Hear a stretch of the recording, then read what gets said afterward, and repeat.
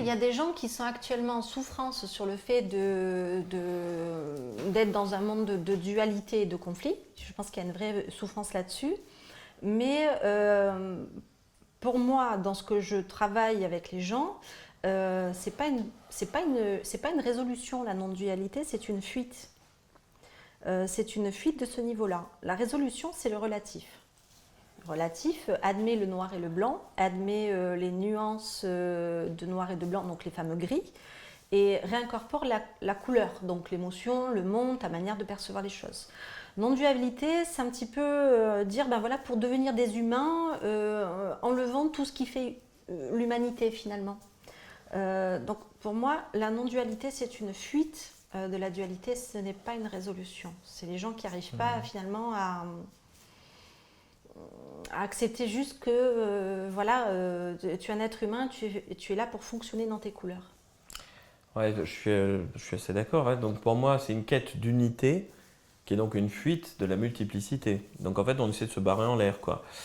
Le problème, c'est qu'on utilise des techniques ancestrales qui ont été faites pour des gens qui avaient un certain type de fonctionnement et de vécu, parce que c'était des époques où tu étais obligé de vivre, sinon tu crevais, quoi. Aujourd'hui, on ne peut rien foutre toute la journée, on n'est plus en danger de mort comme avant, quoi. Et donc globalement, c'était des gens qui avaient tout vu, tout fait, qui avaient beaucoup de vécu, qui pouvaient ensuite dire, pour étendre ma conscience, vu que j'ai déjà fait toute l'expérience de ce qu'on pouvait faire, j'allais dire grossièrement, j'ai baisé tout le monde, j'ai vendu, acheté, j'ai gagné tout l'argent que je voulais acheter, que je voulais avoir, j'ai fait tout ce que je voulais faire dans ce monde, donc je veux partir en quête de quelque chose de plus grand. Et là, ça avait un sens pour eux, puisqu'il y avait déjà du vécu, il y avait un bas puissant, il y avait des choses affirmées qui avaient été faites, donc le travail était fait en bas, et là, ils pouvaient dire, en partant en quête d'unité, je développe quelque chose qui va faire grandir ma conscience. Mais venant, et ça c'est le problème de la démagogie, on retombe dessus, de gens qui n'ont pas assez de vécu, qui n'ont pas tout vu, tout fait, qui n'ont pas assez vécu leur vie d'humain, vouloir de suite aller dans la dualité, ça équivaut à j'ai pas d'enracinement et je veux monter à l'unité. Dans la non-dualité. Oui, pardon, dans la non-dualité, pardon, dans l'unité. Donc je n'ai pas d'enracinement, j'ai pas de vécu, donc j'essaie de décoller, ça fait décalage de conscience et fuite.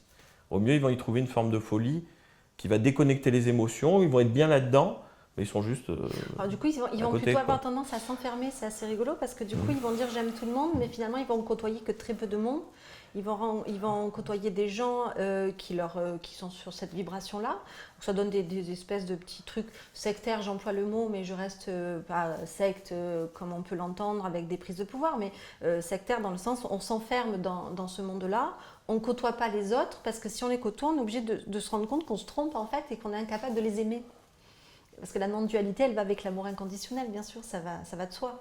On est un être réalisé, on aime tout le monde. Or, l'humain, il est fait pour participer à son niveau et pour finalement appréhender les choses qui lui plaisent. Et pour ça, il a besoin de mettre de côté ce qui ne lui plaît pas. Donc du coup, ça tourne dans le non-sens, en fait. Donc ça fait des petites bulles comme ça qui sont assez jolies, mais qui sont complètement sorties complètement de la matière, en fait.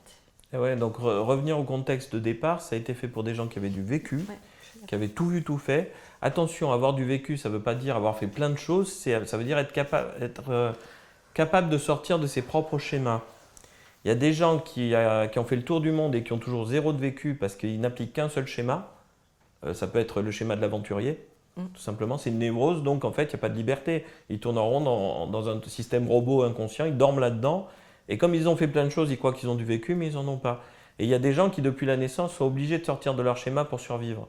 Donc ils vont développer à 5 ans plus de vécu que des gens qui ont 90 ans. Et ça, ce n'est pas évident au premier abord. Mais avoir du vécu, c'est être capable d'être sorti de ces schémas. Et quand il y a beaucoup de vécu, et qu'on a fait le tour de plein de choses, là, on pourrait se poser cette question. Voilà, mais ça s'adresserait donc à des gens à l'ancienne, quoi. Si tu n'as pas tout vu, tout fait, c'est même pas la peine. Tu retournes vivre et quand tu auras vécu, tu viendras t'amuser à faire ça, quoi. Voilà.